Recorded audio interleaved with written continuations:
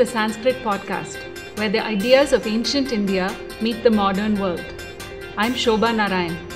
My guest today is Professor B. Mahadevan, who has taught at the Indian Institute of Management in Bangalore for over 20 years. His research interests include supply chain management for the electronic markets. He also teaches an elective on applying the lessons from the Bhagavad Gita in management.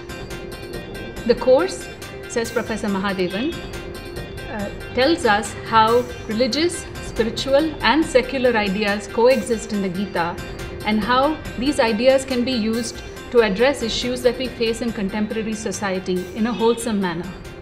Today, Professor Mahadevan is here to discuss a compelling concept in Hindu philosophy, the notion of Dharma. Namaste, sir. Namaste. Good morning. Good morning. I've been watching your videos, and like you said, let us take a deep dive into this notion of Dharma. And perhaps the first question should be, what is Dharma? How did this idea originate, and what does it mean? Okay. I think Dharma is the most frequently referred term in most of the societies. They may not use the word Dharma, but somewhere the word Dharma is very important. In a nutshell, Dharma is a maxim for sustainability. I should say in simple terms, only because of Dharma, we will have sustainable societies. Now, how do I explain this? So let me take, in fact, if you look at ancient Indian wisdom, if you look at Puranas, if you look at Manusmriti, for example, or if you look at Gita, if you look at ancient Indian wisdom, whichever way, you will find there are several references. In some places, there are definitions about Dharma. So I want to start with 3 shlokas because we will keep it at the backdrop of our discussion. The first one is in Mahabharata. In Mahabharata, in Karna Parva, it says, Dharyate dharmaha ityahuho, dharanat dharmaha ityahuho, dharmo dharyate prajaha. That's the first reference it makes. Yat syad dharma samyuktam, sa dharma iti nischitah. There is a very clean definition here. Dharanat dharmaha ityahuho. That which is behind sustainability is called Dharma, and therefore Dharma supports, protects. There are many ways to interpret this. And the second line is interesting. This says that which has the capacity, which has an ability to connect to the issue of sustainability is what is called Dharma. So this is how this shloka is. Let's go one step behind this. The word Dharma comes from the Sanskrit root Drui, Dharane. That is the Sanskrit root. So, as you know, the Sanskrit roots are developed, and there are prefixes, suffixes. That's how the language is. So, the word Dharma is derived from that, and the meanings are behold, support, firm. Firmness is another, and all these come out of this Sanskrit root called Drui. So therefore, if you look at it from this perspective, Dharma is a basic mechanism for sustainability. Today there is so much talk about sustainability. Moment we say sustainability, people think it's all about nature. But if you look at this definition, sustainability is a broad canvas. It means social sustainability, it means economic sustainability if you wish. Of course, it means the sustainability of the nature. All these come from this word Dharma. That's a beautiful definition, because for most amateurs like me, we think of Dharma as a path of action, as the right thing to do, whereas you have broadened it right away. So let's get there. So now this looks like a broad statement. But this is like, there is a Article 29 in a constitution which may say right to minorities or something. That's just a statement. Now you need to articulate it in so many words. You need to create landscapes by which this basic spirit of what we want to do should get expressed. That's where so many things come. Correct. So if you look at it from that perspective, Dharma can be a set of rules. Dharma can be a set of values. Dharma can be certain things which create an order. So there are many facets of this. We will take a very simple example so that we get this very clearly. Nub of it. Let's take the simple idea of driving the car on the road. There must be a dharma there, if you use this definition. And what is that? In a place like India, you need to basically drive on the left. In the US or in mainland UK, in UK perhaps you may drive on the, in mainland Europe you may drive on the right and so on. So what is this? The very fact that we need to engage in activities and to make it a very sustainable activity, we need a set of rules. We need a set of principles. We need a set of do's and don'ts. Without that, it's impossible to drive the car. Imagine there is no such rule. Then I might start at the right, you may start at the left, and at an intersection, we will cancel out each other. It can be a great damage. So even this is dharma. This is a certain aspect of dharma. So the point is, let's go to the other extreme. Before doing that, let's put a few broad specifics of this dharma. So in our scheme of things, you have what is called samanya dharma. You have something called Vishesha Dharma, you have something called Apad Dharma. Take a little bit of example.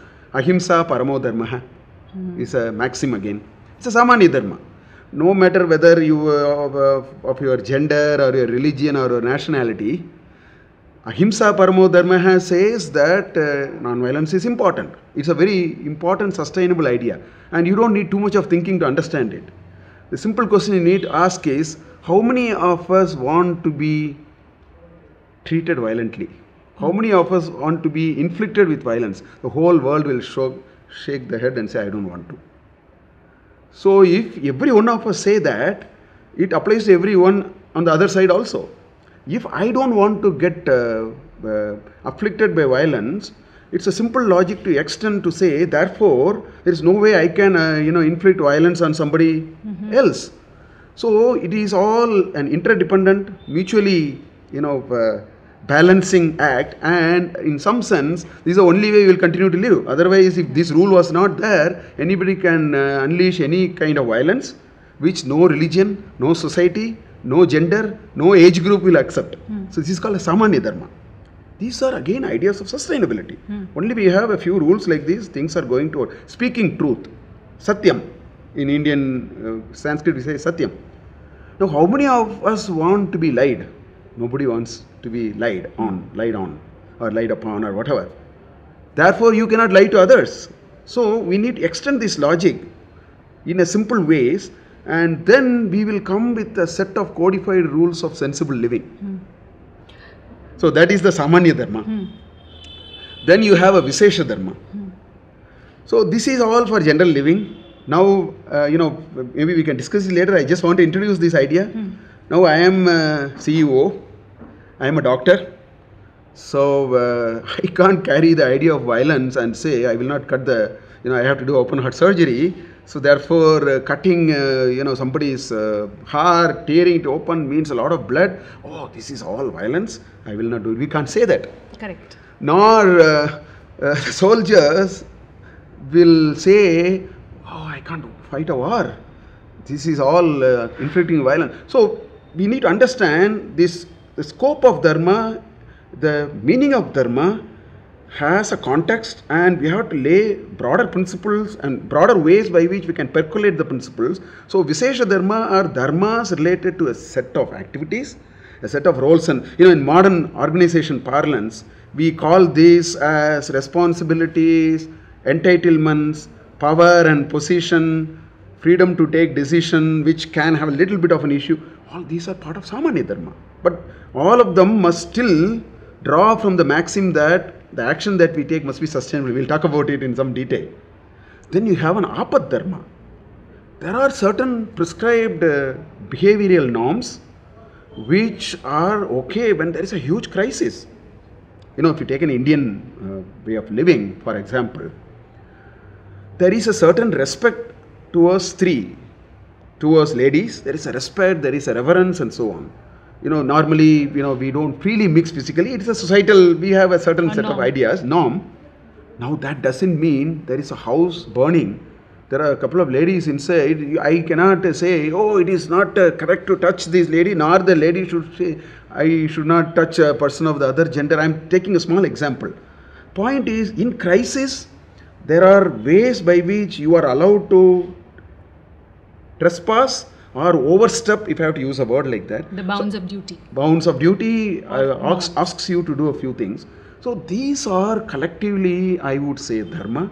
But the spirit of all these small little examples you must appreciate is the kind of action that we take and the set of behavioral norms that we have, set of do's and don'ts that we develop must flow from the cardinal principle that it furthers sustainability and not otherwise.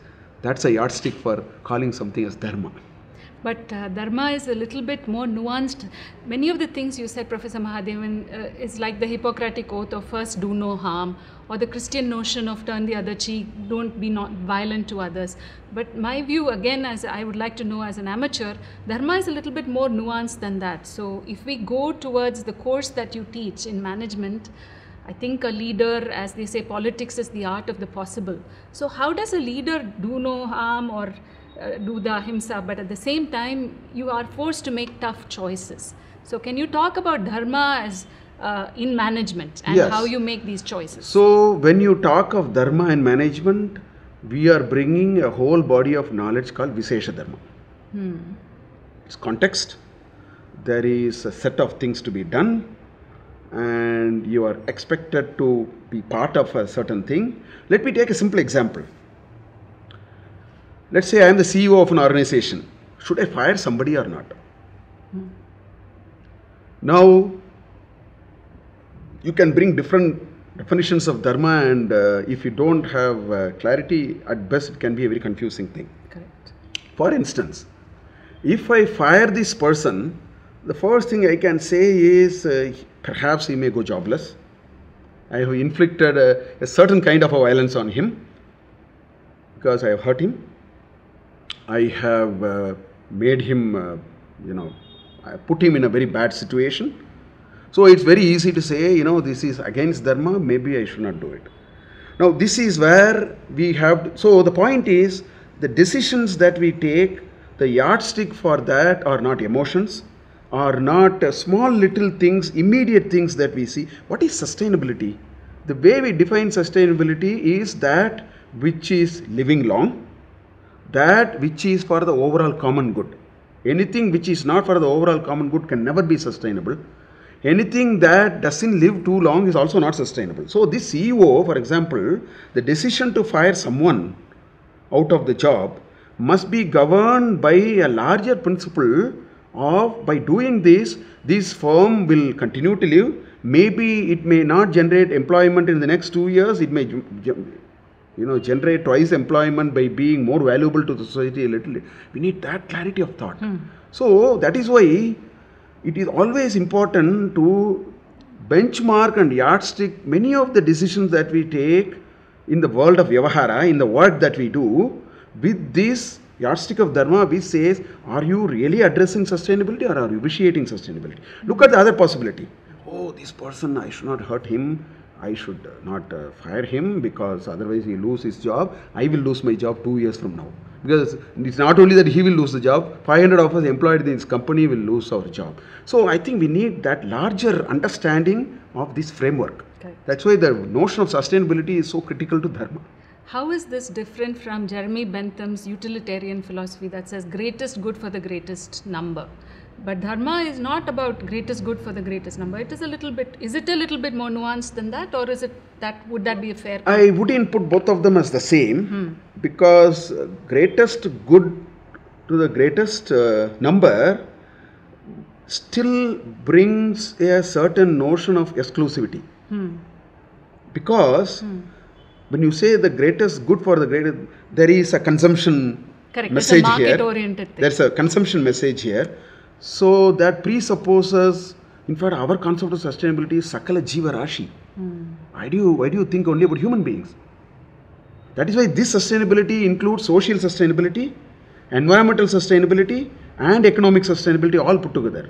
Greatest good for the greatest number can possibly address economic sustainability.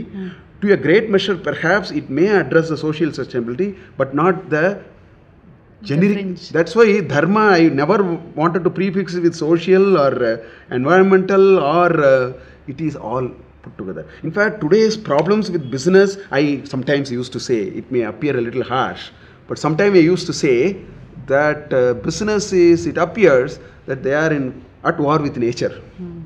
Because these decisions are unsustainable from that perspective. So this definition perhaps has the potential to suffer from that deformity. And as we have seen with the Uttarakhand and the Kashmir floods, it's playing out in a way.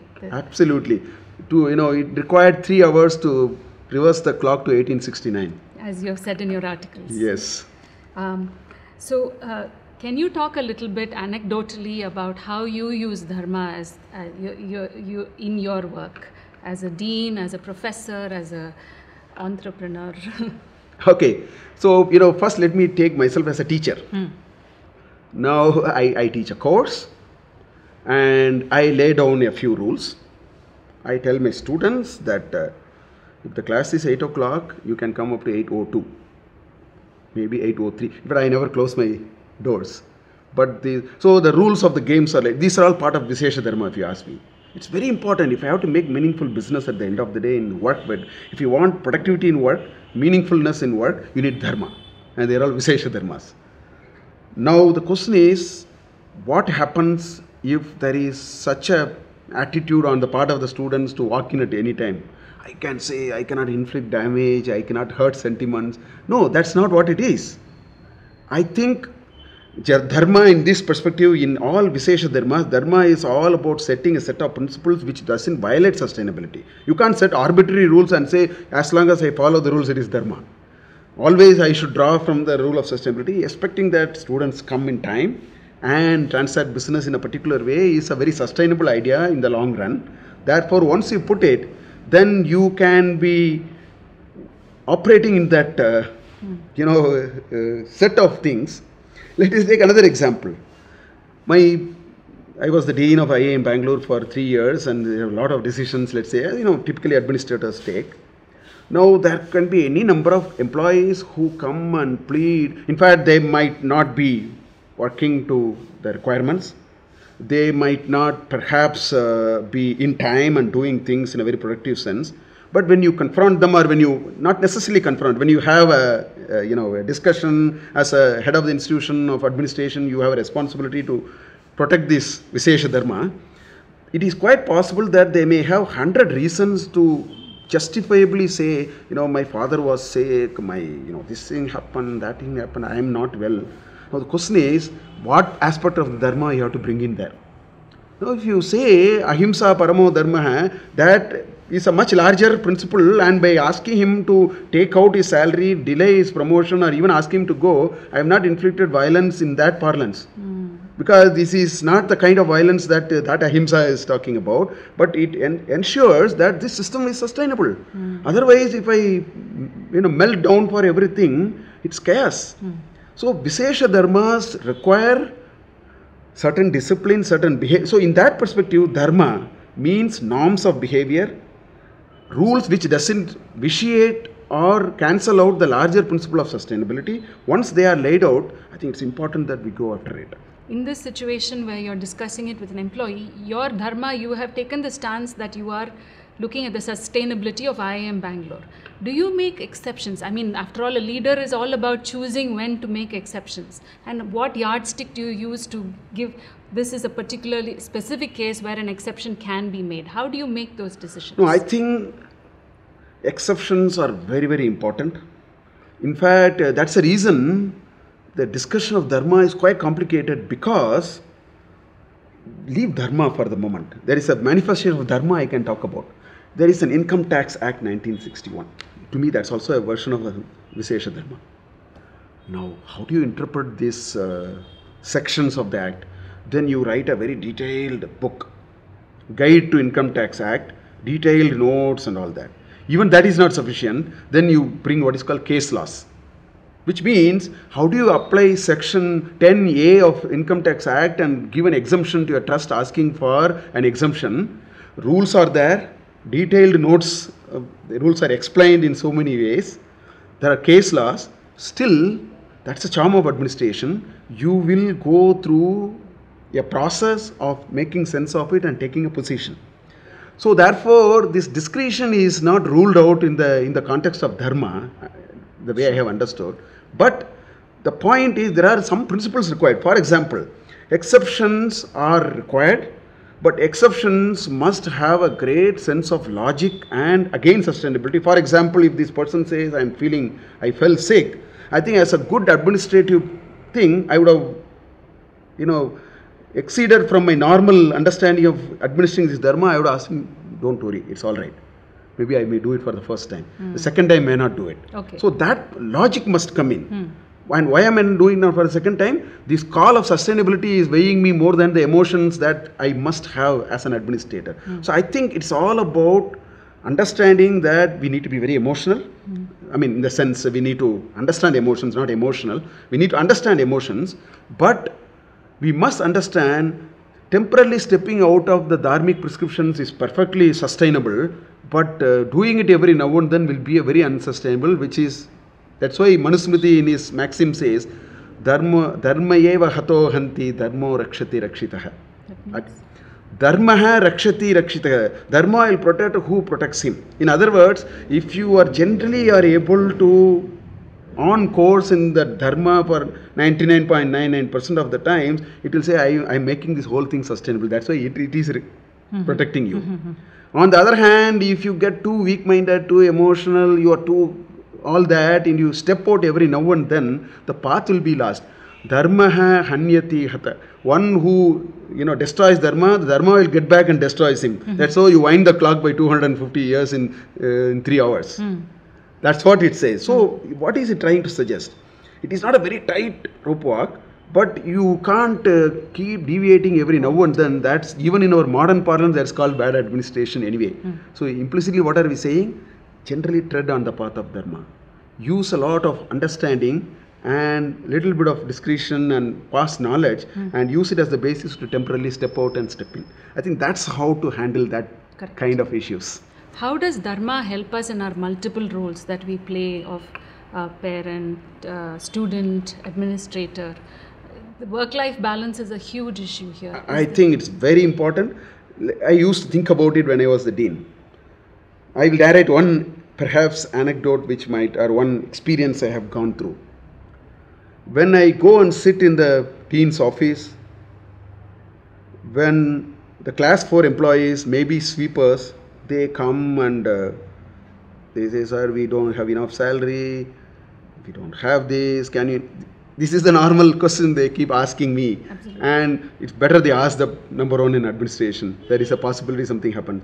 So when they come and talk to me from that perspective, I don the role of an administrator and I use my understanding of what exactly is possible and unambiguously I communicate to them, this is possible, perhaps this is not possible. I understand what you are saying, but unfortunately I don't think it is possible. In whatever way I can be able to tell. That's all right. I step out of my office, I go back to my home. I live in the beautiful campus. I see the same sweeper on the road. That time I ask her, how is your family doing? How are you doing? What's your problem? And if there is a way I can give him 100 rupees, I can't give him a salary increase. Yes. That doesn't mean I didn't have a heart. But when I walk on the road, I leave this robe of a dean there. I want to become an individual. Now, I think this is how this charm of this Dharma should play. So the Vishesha Dharma, that becomes a Samanya Dharma for me now. Correct. I am an individual now. I am not the dean. I am out of the office. I meet you in a social gathering or somewhere in the middle of the road. I ask, what's happening? Sir, I have a problem. What's your problem? Oh, is it so? Okay. If you that time you ask for help, I don't use the same statement. I say, it's not possible. There I have a different discretion to do whether I should put a hand in my pocket and give them 100 rupee or 500 rupee or 1000 rupee. But I will not do it when I sit in the dean's room. The same person will come and say the same thing that time because it vitiates. The sustainability will be vitiated. So I think we need to keep this thread called sustainability and use that as the yardstick, as a lens through which you have to view. That's a better way to describe. I think that's one way I would explain this. Take the child. I will take, we have all these experiences. The mother of the child is not eating, she'll give a nice beating. The child will cry, she'll threaten her and then give. After the food is eaten, it doesn't mean the mother does not have love, she has all the love for the child. That is a Vishesha Dharma there. If you have to get the child growing and the child is not eating properly, there is a set of rules which you can do. And there is a broader background with which you are doing. So that so-called violence that you inflict will be very different from the violence that somebody else inflicts on the child. But moment the child has finished the quota of food, this same mother pours the love. Because now she has taken another role now. So I think we are used to it. We need to connect it as much as we can. Life, we will have to support different roles and responsibilities. We should keep this thread of sustainability and this idea of dharma with us whenever we handle these situations. I'm going to ask you a tough question about time management. It seems to me, as I understand it, it's dharma requires a clarity of thought in terms of what role are you playing at what time, and also some amount of prioritization, institution above the sweeper when you go out. Now, this is something that I know you perhaps didn't want to discuss this. As a professional woman or a CEO, you have a conference call at 9 p.m. with the client in America. Your child has 12th standard board exams. How do you make this choice? How do you decide, or any tough decision which involves work and life? Yeah. How do you, and what is the role that you play? What is the Vishesha Dharma that you use? Okay. Let me make an attempt. Let's say, so there are two roles for this person. She has chosen to be a professional, which means there is a set of Vishesha Dharma which she is subjected to. This is as good as saying, the employee saying, sir, I came at 11 o'clock because my father was not well. Correct. In that perspective. Now, this lady also says, I also have a certain kind of a Vishesha Dharma, which is I am a homemaker. And culturally, I might feel very responsible that I run home as an institution as much as I go and work in an office. So there are a clash of two dharmas now. I wouldn't even say it's a Samanya Dharma and Vishesha Dharma. It's a Vishesha Dharma A and Vishesha Dharma B. Let me put it like that. Now, if you ask me if I were like that, how I would have resolved, I would have thought about it, although it is a little difficult. First thing I will say is that the Vishesha Dharma A, which is an office, I would try to very clearly articulate and get into the terms of the contract that your Vishesha Dharma will very much apply to me from 9 to 6.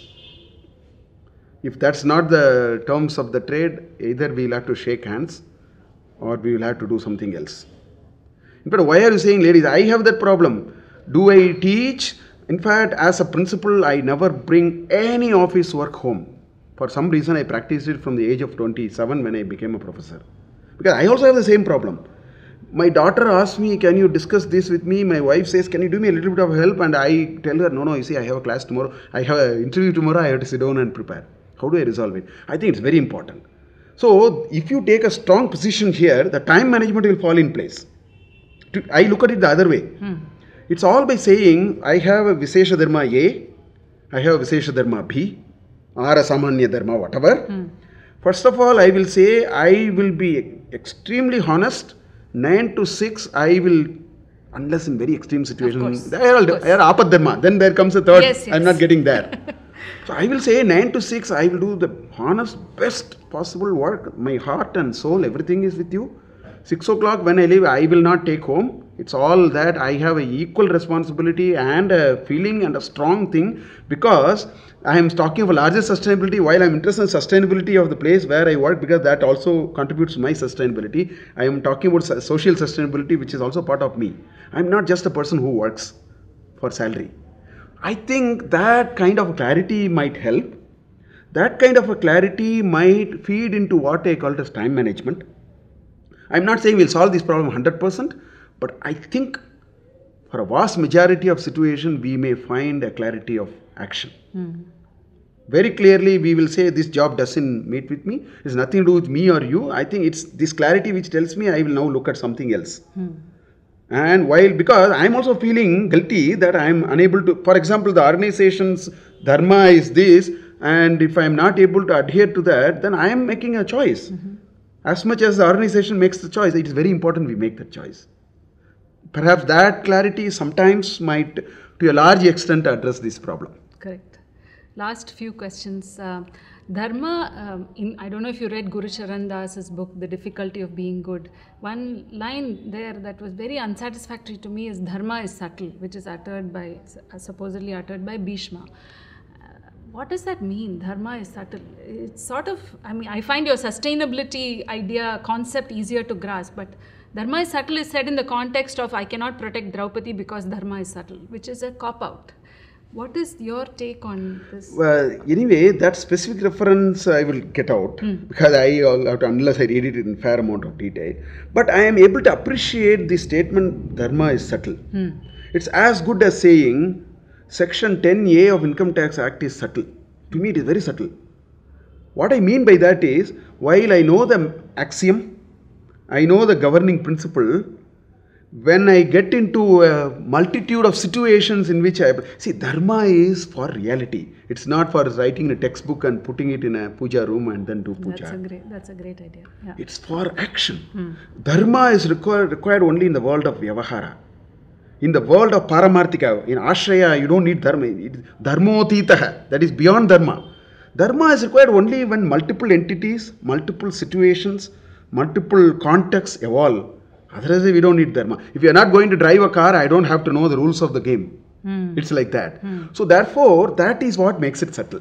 What I mean by that is, although I know the governing principle, interpretation is up. How do I interpret? How do I apply it? If I take a management parlance, we use a lot of case studies in our MBA teaching. And I frequently say this. I, very jovially, in a lighter vein, I say, teaching engineering is very easy, I used to say. The reason or science, I say. The reason is, if you drop a stone of a certain weight and drop it from a certain height, if you ask when will it fall on the ground, you don't need a case discussion. You need laws of gravity to meters you can measure, or the time, everything can be measured in nanoseconds. Because you can take force of gravity, Newton's second law, all that you calculate. For example, if you ask, this employee took this decision, or there is a problem here, and the employee has to take a decision, how should he take a decision? We will actually, the way we do is we tell 10 different things, and then we say, these are 10 different possibilities. There is no one answer. Because how this Dharma manifests itself, so that it gives too many different views to it. Correct. Like a few examples which we saw. So Correct. In that perspective, I would agree Correct. that Dharma is subtle. That's why I would like to say in Taittiriya Upanishad, the first part of Taittiriya Upanishad, Sikshavali, there's a beautiful ending to that. It's basically a convocation address. Students are passing out. So the Guru tells them some principles in life. So at the end, the first chapter ends so beautifully. It says, Ye tatra brahmana sammarshinaha yukta ayuktaha aluksha dharma kamasyuhu yata te tatra varteran tata tatra vartetaha. He says, I have told you all this. He says, Matri Devo Bhava, he gives a lot of dharmas. Finally, there is a last paragraph. The Guru says, you look at some learned people around. Because with all that, you will be challenged. You don't know how to apply. This is like I have the income tax book with me. I have the other big book also. But I don't know what to do. There is a problem in front of me.